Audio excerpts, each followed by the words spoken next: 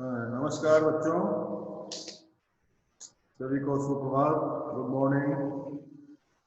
हम पढ़ रहे थे स्पर्श जो किताब आपकी, और उसमें पढ़ रहे थे पाठ अब कहाँ दूसरों के दुख में दुखी होने वाले। तो काफी हमने पढ़ लिया था और यहाँ तक आ गए थे हम, क्या नाम से, बाइबिल और दूसरे पावन ग्रंथों में नूह नाम के एक पैगंबर का जिक्र मिलता है। पढ़ लेता यहाँ पर। उनका असली नाम लश्कर था, लेकिन अरब ने उनको नूह के लक़ब से याद किया। ये इसलिए है कि आप सारी उम्र होते हैं, आप सारी उम्र होना मतलब नूह को बोलते हैं, इसलिए को लश्कर के नाम से पुकार करके नूह के नाम से पुकारा जाता है। इसका एक कारण जख्मी कुत्ता को उन्होंने बोल दिया था कि दूर हो जाए गंदे कुत्ते। नूह के सामने से एक बार एक घायल कुत्ता गुजरा। नूह ने उसे पुकारते हुए कहा, दूर हो जा गंदे कुत्ते। इस्लाम में कुत्तों को गंदा समझा जाता है। कुत्ते ने उसकी पुकार सुनकर जवाब दिया, न मैं अपनी मर्जी से कुत्ता हूँ, न तुम अपने पसंद से इंसान हो, बनाने वाला सबको तो एक ही है। इस प्रकार की जवाब दिया उसने। तो क्या नाम से नूह कि जब दिमाग में बात बैठी तो उनको बड़ा पश्चाताप हुआ, और पश्चाताप होने के कारण उनकी जिंदगी में रोते रहे, इसलिए उनका नाम नूह हो गया। मुद्दत तक, लंबे समय तक रोना, इसको बोलते हैं नूह। तो इस तरह से नहीं बोलना चाहिए। मिट्टी से मिट्टी मिले खो के सभी निशान, इसमें कितना कौन है कैसे हो पहचान। तो पता था तो दोबारा पढ़ लेते हैं।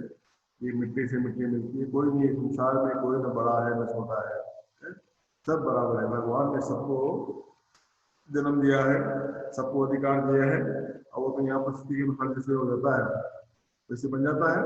बाकी चाहे राजा हो, चाहे गरीब हो, चाहे रंग हो, चाहे उच्च श्रेणी का हो, मध्यम श्रेणी का हो, निम्न श्रेणी का हो, सब मनुष्य एक प्रकार है, और एक दूसरे को मिट्टी में मिलना है। तो मिट्टी से मिट्टी मिले। हमारा शरीर भी क्या नाम 5 तत्वों बना हुआ है, और 5 तत्वों में मिट्टी भी उसमें एक तत्व है। तो मिट्टी में मिट्टी मिल जाती है, थोड़ी बहुत हड्डियाँ बचती है, बाकी उसमें मिट्टी राख हो जाती है। तो सारे हमारे निशान है खत्म हो जाते हैं। इसमें कितना कौन है कैसे हो पहचान, अपना कैसे पहचाने कौन क्या है। सबको एक जगह संसार घाट में देखते हैं जलाए हुए, तो सब में राख ही मिलेगी। वो पहचान मिल जाएगा कि ये राजा का शरीर है, ये क्या नाम से गरीब का शरीर है, या राजा का शरीर है, कोई उसको पहचान नहीं पाएगा। इस प्रकार से सबको जाना है, और सभी एक ही मिट्टी के बने हुए हैं, सभी को एक ही रात में मिट्टी में मिलना है। ये बात है। नूह ने जब उसकी बात सुनी तो दुखी होकर मुझे तक होते रहे। तो इस तरह की जिन्होंने बात सुनी मुझे, ये मैं तो आप मेरी मर्जी से कुत्ता हूँ, और नहीं आप अपनी मर्जी से इंसान हो। जब इस तरह की बात उन्होंने सुनी तो उनको बड़ा पश्चाताप हुआ, और पश्चाताप के कारण जिंदगी भर मुद्दत तक होते रहे। महाभारत में विष्णु का जो अंतर साथ निर्माता नजर आता है, वो भी प्रतीकात्मक रूप में एक कुत्ता ही था। महाभारत देखा हुआ आपने, और महाभारत में क्या नाम से सब चले जाते हैं, सब मर जाते हैं, युद्ध खत्म हो जाता है, और युधिष्ठिर जो है क्या नाम से वो धर्मराज, वो और उनके भाई स्वर्गारोहण को जाते हैं, तो धीरे धीरे एक करके सब खत्म हो जाते हैं, और अंत में उनका जो साथ होता है वह कुत्ता ही चलता है। वह भी प्रतिकार से कुत्ता ही था। सब साथ छोड़ने गए, फिर केवल वही उनके एकांत को शांत कर रहा था। विष्णु थे, वो क्या नाम से अकेले पड़ गए, तो अकेला पड़ गया तो एकांत को शांत करने वाला एक कुत्ता ही था, कुत्ता ही था। आपने पढ़ा होगा, आपने समझा होगा, देखा होगा, कहानी सुना होगा। ऐसी कहानी कि जब वो स्वर्गारोहण हो जाता है तो लास्ट में उनके साथ एक कुत्ता ही बचता है। दुनिया कैसे वजूद में आए इसका कोई कह नहीं सकता। ये इस संसार किसने बनाया, कैसे बनाया, धार्मिक लोग अपने साथ सोचते हैं, और क्या नाम से वैज्ञानिक अपने साथ सोचता है। किस बिंदु से यात्रा पहले क्या थी, तो दुनिया पहले क्या था क्या नहीं था, ये किसी को कोई खबर नहीं है।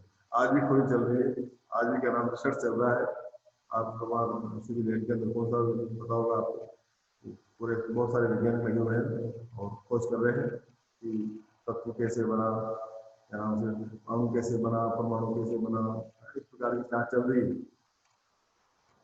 किस बिंदु से इसकी यात्रा शुरू हुई, अर्थात कहाँ से पृथ्वी बनी, कहाँ से सृष्टि बनी, किसने शुरू की, इसका कोई पता नहीं। इन प्रश्नों के उत्तर विज्ञान अपने से खोजता है। विज्ञान देखता है, विज्ञान अपना काम करता है, पृथ्वी के आधार पर काम करता है।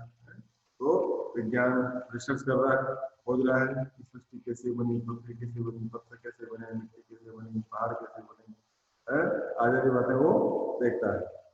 धार्मिक ग्रंथ अपनी तरह से ढूंढते हैं और धार्मिक ग्रंथ हमारे चाहे पुराण हो, चाहे क्या नाम से प्राचीन ग्रंथ हो, वो अपने हिसाब से देखते हैं कि जिसको परमात्मा ने बनाया, ईश्वर ने बनाया, ईश्वर के द्वारा निर्मित ही सृष्टि है। संसार की रचना भले कैसे बनी, वो बात अलग है, ये रिसर्च का विषय है, इस सोच का विषय है। वैज्ञानिक अपने साथ सोच रहे हैं, धार्मिक लोग अपने साथ सोच रहे हैं, लेकिन धरती किसी एक के लिए, अर्थात ये तय है कि परमात्मा ने बनाई हो या विज्ञान ने बनाई हो, धरती किसी एक मनुष्य के नहीं है। धरती पर सभी मनुष्यों का अधिकार है, बराबर का अधिकार है, सबको रहने का अधिकार है, सबका क्या नाम जीने का अधिकार है, खाने का अधिकार है, सबका अधिकार है बराबर। चाहे पक्षी हो, मानव हो, पशु हो, नदी हो, पर्वत हो, समुद्र हो, आदि किसने बराबर की सिधाई। संसार का कोई से प्राणी हो, मनुष्य हो, चाहे पशु पक्षी हो, चाहे क्या पर्वत पहाड़ हो, सबने अपना अपना स्थान यहाँ पर तय किया है और सबको अपने अपना स्थान मिला है। इसलिए इस धरती पर सबका अधिकार है, बराबर का अधिकार है। ऐसा नहीं कि मेरा अधिकार है और पक्षी का अधिकार नहीं है, पशु का अधिकार नहीं है, उनका भी उतना ही अधिकार है जितना हमारा अधिकार है। लेकिन मनुष्य है तो मनुष्य ने कुछ ज्यादा ही वो कर लिया है। ये है, और बात है कि इससे ज्यादा मानव जाति ने अपनी बुद्धि से बड़े बड़े दीवारें खड़ी करती है। मनुष्य है, उसके ज्ञान से समझदार है, बुद्धिजीवी है, बुद्धि रखता है और अपना जो स्वार्थ है उसका वह है, तो उसने बड़ी बड़ी दीवारें खड़ी कर दी है, बड़ी बड़ी सीमाएं बना दी है, राष्ट्र बन गया, अंतर्राष्ट्रीय सीमाएं बन गई है, भूगोल हिसाब से पूरी सृष्टि बन गई है और सृष्टि में देश बढ़ गए, देश के नाम ग्लोबल हिस्ट्री के हिसाब से देश बढ़ गए, फिर राष्ट्र बढ़ गए, राज्य बढ़ गए, राष्ट्र राज्यों में बढ़ गया। हमारे क्या है के नाम से भारत में कितने राज्य हैं बढ़ गए, और राज्य जिलों में बढ़ गए, कितने सारे जिले हैं हमारे, और जिलों के अलावा फिर क्या नाम है देशों में बढ़ गए, देश में पंचायतों में बढ़ गई, पंचायतें गाँव में बढ़ गई। इस प्रकार से मनुष्य ने अपनी सीमाएं खींच दी, अपनी व्यवस्था के हिसाब से, अपने क्या नाम से काम करने के हिसाब से मनुष्य ने भी काम कर दिया है। लेकिन मनुष्य बुद्धिजीवी है, मनुष्य सोचने वाला है, मनुष्य के पास कल्पना और क्या नाम से वो भावना है, तो इस प्रकार से काम कर दिया है। पहले पूरा संसार एक परिवार के समान था। हमारे मानते कि वसुदेव कुटुंबकम का पूरा संसार है, वो क्या नाम से परिवार के समान है। अर्थात नहीं है कि वो अमेरिका का है, वो लंदन का है, क्या देश का है, स्विट्जरलैंड का है, रशिया का है, नहीं, पूरे सब एक समान है, परिवार है साथ। अब टुकड़ों में बढ़कर एक दूसरे से दूर हो चुका है, लेकिन अब बढ़ते हैं, बांटते हैं। रशिया का अलग व्यक्ति है, पाकिस्तान का अलग है, बांग्लादेश का अलग है, थाईलैंड का अलग है, नाम से श्रीलंका का अलग व्यक्ति अलग है। तो सीमा बन गया ना, सीमा बन को पालने को पड़ गया, तो सीमाएं जरूरी थी शासन के हिसाब से, प्रशासन के हिसाब से। तो इस प्रकार से छोटे टुकड़ों में बांट दिया गया और हमें खुश हो गए। पहले बड़े बड़े तालाबों और आंगनों में सब मिलकर रहते थे। पहले घरों के बड़े तालाब थे, बड़े बड़े आंगन थे, और उन आंगनों के अंदर तालों सब लोग एक साथ रहते थे। बड़े बड़े मकान थे, बड़े बड़े घर थे, पूरा परिवार एक साथ रहता था। अब छोटे छोटे घरों में, जैसे घरों में जीवन सिमटने लगा है। अब छोटे कमरे हो गए, छोटे घर हो गए, डिब्बे जैसे घर हो गए, और उन घरों के अंदर जीवन सिमट गया, जीवन बढ़ रहा है। बड़े भाई साहब का मकान है, छोटे भाई साहब का मकान है, माता पिता है। इस प्रकार से संसार को, घरों को बांट दिया गया है। बढ़ती हुई आबादियों ने समुद्र को पीछे सरकाना शुरू कर दिया। जैसे जैसे आबादी बढ़ रही है, आबादी का फर्क पड़ता है, जैसे जैसे जनसंख्या बढ़ रही है, रहने के लिए मकान चाहिए, जगह भी चाहिए, जगह है तो समुद्र के आसपास जो किनारे हैं, समुद्र के धक्का देने लग गए, समुद्र के किनारे मकान बन गए, यहाँ तक कि समुद्र के अंदर तक मकान बन गए हैं, समुद्र के अंदर भी मकान बना दिए हैं। बॉम्बे में आज सोसाइटी का काम है, और कई बड़े बड़े शहर है, बड़े बड़े नगर है, बड़े बड़े क्या नाम से विश्व के अंदर जो समुद्र के अंदर बसे हुए हैं। तो समुद्र, हाँ, दूसरा का नाम कर दिया है, पेड़ों को रास्तों से हटाना शुरू कर दिया। पेड़ पौधे हैं उनको काट रहे हैं, क्यों? तो काटेंगे, जंगल कटेगा, मकान बनाएंगे, वहां रहेंगे तो हमको जगह मिलेगी, इसलिए पेड़ों को काटना शुरू कर दिया। पेड़ों काटने से क्या नाम से हमारे पर्यावरण प्रदूषण की समस्या हो गई है। पर्यावरण हमारा शुद्ध था, पहले जो पर्यावरण था हमारा, जो शुद्धता थी पर्यावरण के अंदर, वैसी शुद्धता आज के पर्यावरण में नहीं है, आज के वातावरण में नहीं है, प्रदूषित हो गया है। तो पेड़ों को लोगों ने रस्तों से काटना शुरू कर दिया, सड़कें बन रही है, मार्ग बन रहे हैं, मकान बन रहे हैं, इसलिए जहाँ पे पेड़ है उन पेड़ों को काटा जा रहा है। फैलते हुए प्रदूषण ने पंछियों को बस्तियों से भगाना शुरू कर दिया। बस्तियों में जो बड़े बड़े पेड़ थे, और उन बड़े बड़े पेड़ों में बड़े बड़े जो अच्छे अच्छे पक्षी रहा करते थे, तो पेड़ कट गए तो पक्षी कहाँ जाएंगे वजह? पेड़ों का पक्षियों का बड़ा आपस का संबंध है। जब क्या नाम से पेड़ काट दिए गए तो पक्षी उड़ के बेदखल हो गए, इधर से उधर हो गए, या तो उड़ गए कहीं या कहीं अपना स्थान ढूंढ रहे हो, इस तरह की बात हो रही है। फैलते हुए प्रदूषण ने पंछियों को बसने बनाना शुरू कर दिया है। बारूदों की विनाश लीलाओं ने वातावरण बनाना शुरू कर दिया। अब उनके लिए क्या नाम से कचरा, बारूद है, इकट्ठा हो रहा है, और उससे क्या नाम से हमारा वातावरण, हमारी सृष्टि का वातावरण, देश का वातावरण क्या नाम से प्रदूषित होता जा रहा है, पूरा प्रदूषण फैल रहा है। अब गर्मी ज्यादा गर्मी पड़ती है, पूरा वातावरण बिगड़ गया, पूरा मौसम बिगड़ गया, पूरा क्या नाम से पर्यावरण हमारा बिगड़ गया है। जहाँ पर क्या नाम से गर्मी है, डे ऑफ गर्मी, ज्यादा गर्मी पड़ रही है, ज्यादा सर्दी पड़ रही है, बरसातें आ रही है, उसके अलावा अनेक जलजले आ रहे हैं, अनेक सैलाब उठ रहे हैं, भूकंप आ रहे हैं, ये है, तूफान आ रहे हैं, नित नए रोग, तरह तरह की बीमारियां पैदा हो गई। पहले इतनी बीमारियां कहाँ थी, लेकिन आज की कितनी बीमारियां हो गई। हमारे कैसे प्रदूषण के पर्यावरण के कारण हो रही है, तमाम प्रकार का प्रदूषण हमारे यहाँ शरीर के अंदर जा रहा है, खा रहे हैं, पी रहे हैं, और उसका प्रभाव हमारे के नाम बॉडी में पड़ रहा है। इससे तमाम प्रकार की बीमारियां, मानव और प्रकृति के इसी असंतुलन के परिणाम है, अर्थात मनुष्य और प्रकृति ने, मनुष्य ने ही प्रकृति का संतुलन बिगाड़ा है, और उसी के परिणाम स्वरूप विचारा हो रहा है। मनुष्य के द्वारा प्रकृति के नाम से नष्ट किया जा रहा है, समुद्र के अंदर मकान बनाए जा रहे हैं, सड़कों के लिए रोड तो क्या नाम से पेड़ काटे जा रहे हैं, बस्तियां बनाई जा रही है, बस्तियों के पेड़ काटे जा रहे हैं, और मनुष्य द्वारा जो एक किया गया इस तरह का, उसी का परिणाम है कि प्रकृति की माया हो रही है, तमाम प्रकार के रोग हो रहे हैं, इतनी बीमारियां जो आजकल तो नाम भी बहुत सारे हो गए हैं, तो उनकी क्या नाम से इलाज भी है, इलाज भी कर रहे हैं, लेकिन पहले इतना हो नहीं था, पहले इतनी बीमारियां नहीं थी, पहले इतना क्या नाम तो इलाज था, सब कुछ था, लेकिन व्यापक रूप में नहीं था। तो मनुष्य ने अपनी इस भावना के कारण, अपने इस सोच के कारण ही सारा नेचर जो प्रकृति है, सारा संतुलन खराब कर दिया है। नेचर की सहन शक्ति की एक सीमा होती है, हर व्यक्ति की सहन शक्ति होती है, चाहे वो नेचर हो चाहे इंसान हो, तो प्रकृति की भी, नेचर की भी एक सहन शक्ति है, एक सीमा है।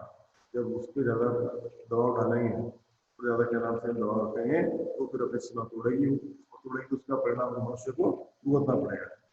नेचर के गुस्से का एक नमूना कुछ साल पहले मुंबई से देखने को मिला। किस तरह से क्या नाम से नेचर ने अपनी सीमा तोड़ी। कहते हैं कि बड़ा व्यक्ति होता है, बड़ी चीज होती है, उसको गुस्सा कम आता है, लेकिन जो गुस्सा आता है तो उस व्यक्ति के गुस्सों को क्या नाम से काबू करना बड़ा मुश्किल होता है। और ये नमूना इतना डरावना था कि बम्बई निवासी डरकर अपने अपने पूजा स्थलों में अपने खुदाओं से प्रार्थना करने लगे। बॉम्बे में क्या नाम से समुद्र ने क्या किया कि लहरों पर आई, और लहरों के द्वारा जो जहाज था उसको उठाकर 3 दिशाओं में फेंका, तो वहाँ के लोग वहाँ देखने लगे, और वहाँ देख के घायल हो गए, और कई लोग जो मंदिरों में गए, अपने पूजा करने, जो मस्जिद में गए, सिख लोग मस्जिद में गए, हिंदू लोग क्या नाम से मंदिर में गए, ईसाई लोग चर्च में गए, और इस प्रकार से लोगों को जागरूक हो जाना पड़ा भगवान के बारे में। भगवान बचाओ में आपने हमें जन्म दिया किया आपने, तो इस तरह के खुदा प्रार्थना के लिए वो गए थे। अभी भी देख रहे हैं बीमारी चल रही है, हम भगवान से प्रार्थना करते हैं कि भगवान बचाए हैं। जो भी भगवान जहाँ भी है हालांकि मंदिरों का आजकल हाल लगा दिए, मंदिर मस्जिद में धार्मिक जो स्थान है उन पर क्या नाम से आजकल बंद कर दिया गया है। लेकिन फिर भी हम जाते हैं, घर पे लोग जाते हैं और कहते हैं कि परमात्मा ईश्वर जल्दी जल्दी इस रोग को खत्म करें, हमें बचाए, चाहे वो किसी धर्म का हो। सब अपने अपने पूजा गृहों में प्रार्थना कर रहे हैं। कई सालों से बड़े बड़े बिल्डर समंदर को पीछे धकेल कर उसकी जमीन को हत्या रहे हैं। क्या हो रहा था कि जमीन तो है लेकिन उसको और कम पड़ रही जमीन इंसान के लिए, बिल्डर्स के लिए पैसा कमाने के चक्कर में है, और पर्यटन के हिसाब से जमीन कम पड़ रही। तो समुद्र के किनारे, समुद्र के आसपास बड़े बड़े मकान बना रहे थे, बड़े बड़े बिल्डिंगे बना रहे थे। आपने देखा होगा वो उत्तराखंड में जो हुआ क्या नाम 2 साल पहले, नदियों के आसपास होटलें बनी हुई है, मकान बने हुए हैं। इतना कर दिया है कि जहाँ वो बनाओ देखना ही प्रकृति का क्या नुकसान होगा, प्रकृति किस प्रकार से अपना रूप लेगी, विद्रोह करेगी, वो नहीं देखते हैं। वो देखते हैं कि यहाँ जगह है, चाहे नदी के बारी हो, पानी निकल रहा हो, वही बना दिया। तो इस प्रकार से समुद्र है, समुद्र के किनारे आसपास जो मकान बना दिए, बड़ी बड़ी बिल्डिंग बना दी, बड़े बड़े क्या नाम से कॉलोनियां बना दी, तो कभी गुस्सा आया आता है उसको। तो इस प्रकार का हो रहा है, समुद्र को धकेला जा रहा है, कम किया जा रहा है। बेचारा समंदर लगातार सिमटता जा रहा है। होगा कि जो आसपास मकान बनेंगे, आसपास क्या नाम से और बिल्डिंग बनेगी, तो समुद्र छोटा पड़ेगा। पहले उसने अपने फैले टांगे से जो क्या नाम से समुद्र है उसके टांगों समेट लिया, कोई बात नहीं, बना ले, कोई दिक्कत बन गया, थोड़ा समुद्र बैठ गया, तो बैठ गया, और फिर उसमें कम पड़ी तो ऊपर बैठ गया, पेड़ समेट करके ऊपर बैठ जाना है, ओके बैठ गया, फिर खड़ा हो गया, है? जब खड़े रहने की जगह कम पड़ी तो उससे पूछा कितना तुम क्या नाम से मेरा शोषण करोगे, कितना मुझे दबाओगे, कितना क्या नाम से मेरे ऊपर तुम मकान बनाओगे। तो जब मैंने पैर समेट लिए, मैं ऊपर बैठ गया, मैं क्या नाम से खड़ा हो गया, और जब इस यहाँ पे भी तुम्हारी इच्छा नहीं बनी तो क्या होगा कि गुस्सा आ गया, गुस्सा आया तो उसने उठा के फेंक दिया। जो जितना बड़ा होता है उसे उतना ही कम गुस्सा मैंने बताया ना आपको, जितना बड़ा चाहे व्यक्ति हो, इंसान हो, या कोई बड़ी चीज हो, वस्तु हो, उसको गुस्सा नहीं आता है, उसको गुस्सा बहुत कम आता है। आता छोटी छोटी बात, मोटी बात को ध्यान नहीं देता हूँ, लेकिन जब उसको ज्यादा परेशान करेंगे, ज्यादा कोई बात होगी उसके खिलाफ, तो फिर उसको गुस्सा आएगा। और जो गुस्सा आएगा उस गुस्से को आराम से कम करना, उस गुस्से को रोक पाना मनुष्य के लिए मुश्किल रहता है। परंतु आता है तो रोकना मुश्किल होता है। जब गुस्सा आएगा तो उस गुस्से को रोकना, उस गुस्से को कम करना मनुष्यों के लिए या प्रकृति के लिए कम हो जाता है। और ये हुआ, उसने एक रात अपने लहरों पर दौड़ते 3 जहाजों को उठाकर बच्चों की गेंद की तरफ 3 दिशाओं में। क्या हुआ वहां पर, ये जब समुद्र को गुस्सा आया है, ये तो मेरे चढ़े आ रहे हैं, मुझे कम किए जा रहे हैं, इनके क्या नाम से जो मन नहीं भर रहा है, तो उसने क्या किया, गुस्सा आया तो 3 समुद्र जो जहाज थे समुद्र के बाहर थे उनको उठा के फेंका 3 दिशाओं में, 3 दिशाओं में बच्चों को उठा करके फेंक दिया। एक वर्ली के समुद्र के किनारे पे जाए, बॉम्बे में वर्ली जगह है, और वर्ली के किनारे आकर गिरा।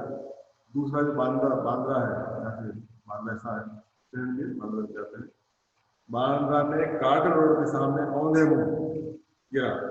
और तीसरा गेट ऑफ इंडिया जो जानते हैं, गेट वे ऑफ इंडिया पर टूट फूट कर सैलानियों का नजारा बना, बावजूद कोशिश वे फिर से चलने फिरने का मिल रहे हैं। साथ जो भी लोग जैसे लंबे करते वहां गिरा, और ऐसा गिरा कि किसी का हाथ तोड़ दिया, किसी का पेड़ तोड़ दिया, किसी का सिर टूट गया, तो मर गया, तो काफी लोगों को नुकसान पहुंचाया उन्होंने।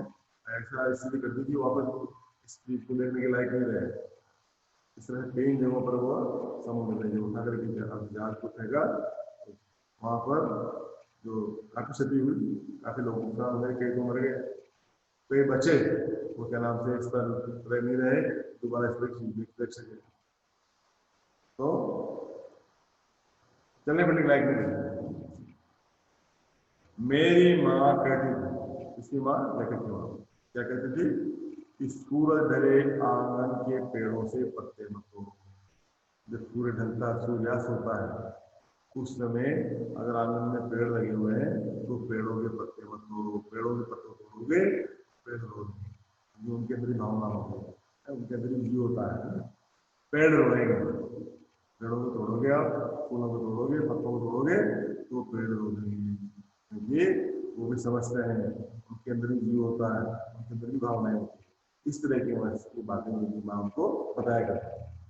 दिया बत्ती के वक्त फूलों को मत तोड़ो, अर्थात शाम जब होती है, अंधेरा जब होता है और दिया बत्ती जब जलाई जाती है, प्रकाशित किया जाता है, उस समय फूलों को नहीं तोड़ना चाहिए। आज भी हमारे यहाँ नहीं तोड़ते हैं, आज भी पत्ते नहीं तोड़ते हैं पेड़ों के, आज भी क्या नाम से फूलों को नहीं तोड़ते हैं। इस बात को समझना चाहिए कि दिया बत्ती के समय फूलों को नहीं तोड़ना चाहिए, मत तोड़ो। फूल बददुआ देते हैं, फूल से अगर शाम को तो तोड़ेंगे तो बददुआ देंगे। फूल का समय देखो रात को खिलते हैं और रात को अच्छे हो जाते हैं वो, और बच्चे खिलते हैं तो सुबह सुबह ही तोड़ा जाता है उनको, रात के समय तोड़ा जाता है। इसलिए फूलों को सुबह के वक्त ही तोड़ना अच्छा लगता है। अगर शाम के वक्त आप तोड़ेंगे तो आपको बददुआ देंगे, बुरी दुआ देंगे, उसका प्रभाव आपके लोगों पर पड़ेगा। दरिया पर जाओ तो उसे सलाम करो। दरिया होती है क्या नाम से तालाब है, तालाब पर जाए कभी या नदियाँ, नदी होती है, नदी पर जाए तो उसको सलाम करना चाहिए, राम राम करना चाहिए, नमस्कार करना चाहिए, है उसको दुआ लेना चाहिए। वह खुश होता है, अर्थात तालाब या नदिया या दरिया खुश होता है। कबूतरों को मत सताया करो, कबूतर जो है उनको बनाना चाहिए। कबूतर जहाँ स्थान बना रखा है उनको जहाँ ठहरने का, वहाँ उनको रहने देना चाहिए, वहाँ से उनको भगा करके दूर नहीं भगाना सिखाने का। वे हजरत मोहम्मद को अधीन है, हजरत मोहम्मद साहब का सुनना भगवान है, सामने देवता है, उनको क्या नाम से प्यारे हैं, जिसे मतलब ये रखते हैं। इसलिए कभी भी कबूतर को नहीं सताना चाहिए, कभी भी कबूतर को उड़ाना नहीं चाहिए, कभी कबूतर को बेदखल नहीं करना चाहिए। उसका जहाँ स्थान है, जैसा स्थान है वहीं उसको रहने देना चाहिए। उन्होंने अपनी मजार की नींवे गुंबद पर घोंसले बनाने की तरफ रखी है, अर्थात जहाँ पर मोहम्मद साहब की मजारें बनी हुई है उन मजारों के क्या नाम से उन्होंने गुंबद है, पूरा जो पूरा ऊपर गुंबद पर बना हुआ था, उस पर घोंसला उनका जो स्थान है, उनका जो क्या नाम से वो घर है, वो बनाने की उनको इजाजत दे रखी है कि आप बनाओ, आओ यहाँ पे ठहरो। मुर्गी को परेशान नहीं किया करो, अतः मुर्गी को परेशान नहीं करना चाहिए। मुर्गा तो हम सबसे जल्दी उठता है, सबको उठाता है, जल्दी पकड़ सकते हैं, जल्दी सोता है देर रात को और जल्दी बिना किसी के हटाए उठाए वो उठ जाता है, 4 घंटे जल्दी उठ जाता है। जैसे क्या नाम से घड़ी बढ़ते हैं, उनके क्या नाम से अलार्म बढ़ते हैं, चाहे वो कंप्यूटर मोबाइल का अलार्म हो चाहे घड़ी का अलार्म बढ़ते हैं तो बजता है। मुर्गा तो बेचारा बिना बात सुबह क्या नाम से बिना उठाए उठ जाता है, सबको उठा देता है, सबको उठाता है। इसलिए मुर्गियों को कभी भी परेशान नहीं करना चाहिए। वह मुल्ला जिसे पहले मोहल्ले में अजान देकर सबको सवेरे जगाता है, सारा अजान होती है, नमाज पढ़ी जाती है अजान के लिए और आवाज दी जाती है अजान भगवान का, बोलते हैं ईश्वर का, अल्लाह का, तो वही 5 बजे करीब बजती है, तो उससे पहले मुर्गा उठ जाता है और वो सबको उठा देता है, सबको उकड़ू उकड़ू से आवाज आती है उसकी और उठा सबको उठा देता है वो, यानी मुल्ला जी से पहले उठ जाता है, देता है। मुल्ला जी की अजान होती है उससे पहले वो उठ जाता है, सबको उठा। सबकी पूजा एक से अलग अलग है, अर्थात संसार में काम है और सभी धर्मों के लोग अपने साथ पूजा करते हैं, अलग अलग परंपराएं सबकी। मुस्लिम नमाज पढ़ते हैं, रात सुनते हैं, हिंदू के नाम से जल्दी उठते हैं, नहाते धोते हैं, पूजा पाठ करते हैं, ईसाई के नाम से प्रार्थना करते हैं चर्च में जाते हैं, और सिख लोग हैं, सबका अपना धर्म है, अपने धर्म के अनुसार अपने पूजा पाठ करते हैं, अपनी परंपरा के अनुसार, जैसी परंपराएं उनकी बनी हुई है, जैसा तरीका उनका है उसी तरीके से वो पूजा पाठ करते हैं।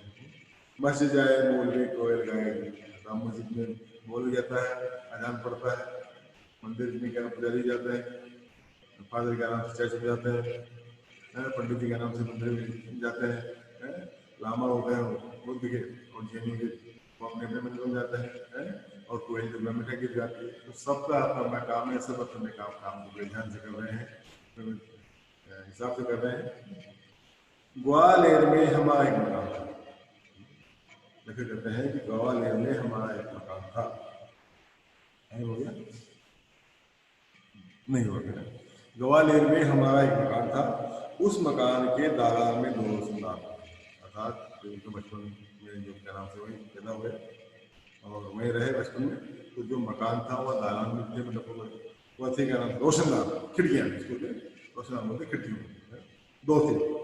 उसमें कबूतर के एक जोड़े ने घोंसला बना दिया था। अर्थात वहाँ कबूतर वगैरह कहा जाए, कबूतर से जगह देखते हैं और उस जगह पर कबूतरों ने क्या नाम से घोंसला बना के रहने के लिए। एक बार बिल्ली ने उचक कर 2 में से 1 अंडा तोड़ा। बिल्ली का काम है अंडे को खाना, अंडे को तोड़ना, देखती रहती है वो। हमारे प्रकृति ही प्रकृति को नष्ट करती है। प्रकृति ने जो बना रखा है क्या नाम से कि मनुष्य को जो जानवर है, प्राणी है, वो प्राणियों को नष्ट करते हैं। तो एक बार बिल्ली ने उचक करके 2 में से 1 अंडा उनका तोड़ दिया। मेरी माँ ने देखा तो उसे दुख हुआ। स्वाभाविक है कि बेचारे को अंडे दिए थे और अंडे क्या नाम से बिल्ली ने तोड़ दिया, एक टूट गया। उसने स्टूल पर चढ़कर दूर से अंडे को बचाने की कोशिश की। मतलब माँ ने क्या किया, स्टूल चढ़ी और वहाँ अंडे को आगे किसका उठा करके कहीं रखने की कोशिश की, तो चढ़ी उस स्टूल के ऊपर, लेकिन इस कोशिश में दूसरा अंडा उसी के हाथ से गिर, लेकिन वो उल्टा हो गया है। करना तो भला था लेकिन भला नहीं हुआ और क्या नाम से वो हो गया, उसका अंडा फूट गया। अंडा फूट गया तो बड़ा अफसोस हुआ माँ को। दिन भर रोई, खाना नहीं खाया, नमाज पढ़ी 5 बार, जो भी धार्मिक काम हो किए उन्होंने। कबूतर परेशानी में फड़फड़ा रहे थे और कबूतर ने देखा कि उनका तो एक क्या, एक तो बिल्ली ने फोड़ दिया अंडा और दूसरा माजी के हाथ से टूट गया, तो बेचारे क्या करें। वो देखते रहे, फड़फड़ाते रहे, उसके मारे नाम से वो इधर से उधर घूमते रहे वहाँ। उनकी आंखों में दुख देखकर मेरी माँ की आंखों में आंसू आ गए। ऐसे बोलिए, स्वाभाविक है, किसी के अंदर दुख होता है। आजकल तो कोई जो देखते नहीं है, करते नहीं है, लेकिन उस जमाने का अब कहाँ दूसरों के दुख में दुखी होने वाले हैं। अर्थात उनके दुख को देख करके माँ को दुख हुआ। माँ को इतना दुख हुआ कि माँ रोने लगी, आंसू आ गए। इस गुनाह को खुदा से माफ कराने के लिए उसने पूरे दिन रोजा रखा। अर्थात भगवान, मेरे हाथ से गलती हो गई, मेरे से गलती हो गई और इस गलती मैंने जानबूझ तो की नहीं, किया तो अच्छा था, करने तो अच्छी गई थी कि कहीं सुरक्षित जगह रखते हैं उसको, बचा रहे हैं उसको, लेकिन बचा नहीं पाए, मेरे से पाप हो गया। अब इस पाप को, इस गुनाह को आप क्या नाम से माफ करें, इसलिए रोजा रखा, व्रत रखा। रोजा मतलब खाना नहीं खाया, पानी नहीं पिया है, तो रोजा रखना, उपवास करना। दिन भर कुछ खाया पिया नहीं, दिन भर कुछ भी नहीं खाया पिया, सिर्फ रोती रही और बार बार नमाज पढ़कर खुदा से इस गलती की माफ करने की दुआ मांगती। साथ खाना नहीं खाया, नमाज पढ़ती रही और भगवान से, खुदा से कहती रही मुझे माफ कर दे, मुझसे बहुत बड़ी गलती हो गई। इतना काम माता जी का चलता रहा, कुछ भी नहीं खाया पिया। इतना दुख हुआ, क्या नाम पीड़ा उनके मन को हुई कि बिल्कुल भी उन्होंने खाना पीना नहीं खाया।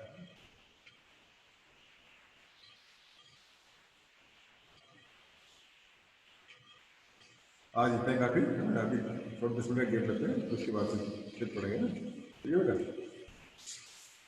थोड़ा हर बात लगे पढ़ लेंगे इसको और फिर क्या नाम है पाठ शुरू करेंगे।